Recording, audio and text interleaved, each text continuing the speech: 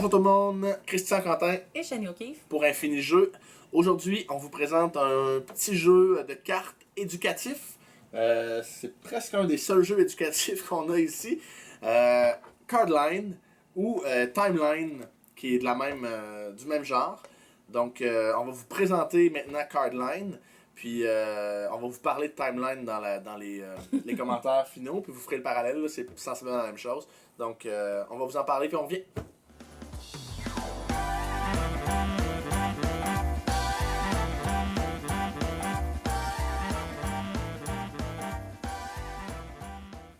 Le jeu est constitué essentiellement de cartes avec les animaux dessus.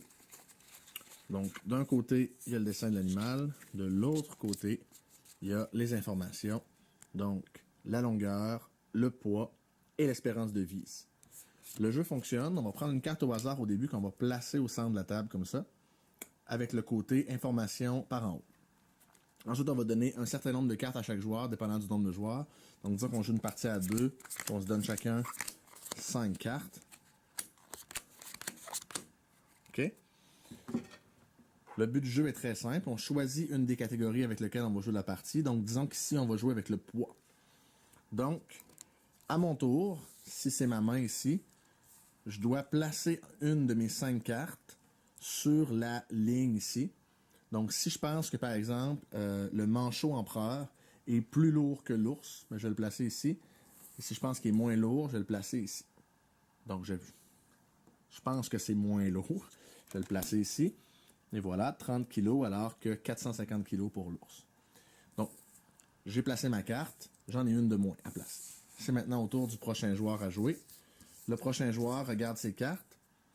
Puis, de la même façon, il doit en placer une au bon endroit sur la ligne, mais maintenant, il y a 3 endroits où il peut le placer. Donc, plus petit que 30 kg, entre 30 et 450, ou plus grand que 450.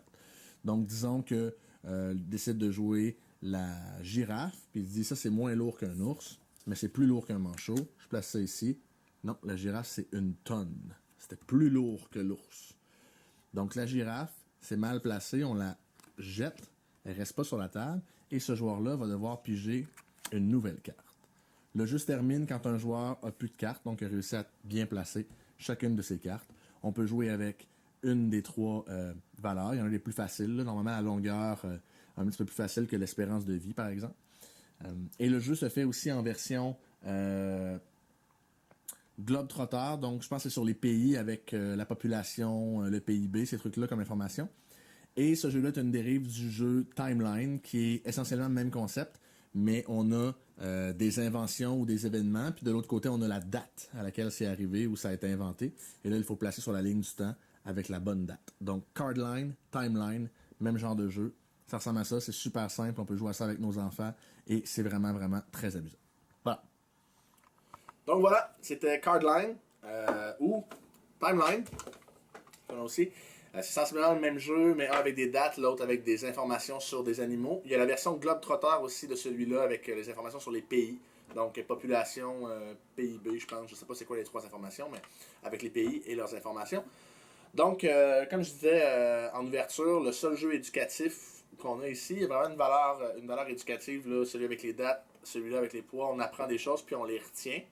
La rejouabilité... ça se peut, mais sur une longue période de temps. C'est-à-dire que si vous jouez Cardline à tous les soirs pendant 2 semaines, vous risquez de connaître les réponses après ça. Vous allez retenir les cartes. Celui-là est plus lourd que lui, celui-là est plus long que lui. Puis ça va être moins le fun de jouer. Nous, on le joue à un ratio assez sporadique. On l'a joué un petit peu plus au début, là. Ouais. Les timelines, on a joué beaucoup, mais on avait... on en avait 4. On variait les 3, c'est ça, les 4. Qui sont sortis, donc c'est ça. Puis il y a moyen de les mélanger, les timelines ensemble. Donc c'est ça, on a joué, mais on passait pas au travers les mêmes cartes là, dans la même semaine, mettons, parce que si on les retient, la rejouabilité est moins le fun. Par contre, ce qui est vraiment le fun avec ces jeux-là, c'est qu'avec des enfants, ouais. Ça se joue super bien. Si vous avez des jeunes enfants, mais surtout celui-là. Oui, Cardline est plus facile. Parce qu'on peut le moduler avec, est-ce qu'on y va avec la longueur, la grosseur ou l'espérance de vie.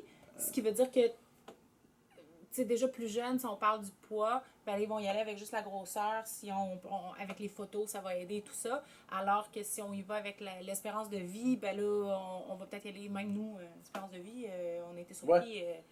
Non, c'est difficile à cerner. Ce qui est le fun, c'est qu'on peut le sortir avec n'importe quel public. Sauf si vous avez un ami biologiste. Si vous avez un ami biologiste, j'ai essayé la dernière game sans y penser. Puis c'était pas plaisant. Il me restait encore mes 6 cartes, je pense, quand il a fini. Mais si vous avez des amis qui n'ont pas des connaissances là, spécifiques sur les animaux ou sur les dates, vous pouvez jouer avec eux, puis ça va être très le fun. Donc voilà, Cardline, Timeline. Christian, Et Shani. on se dit à la prochaine. Bye!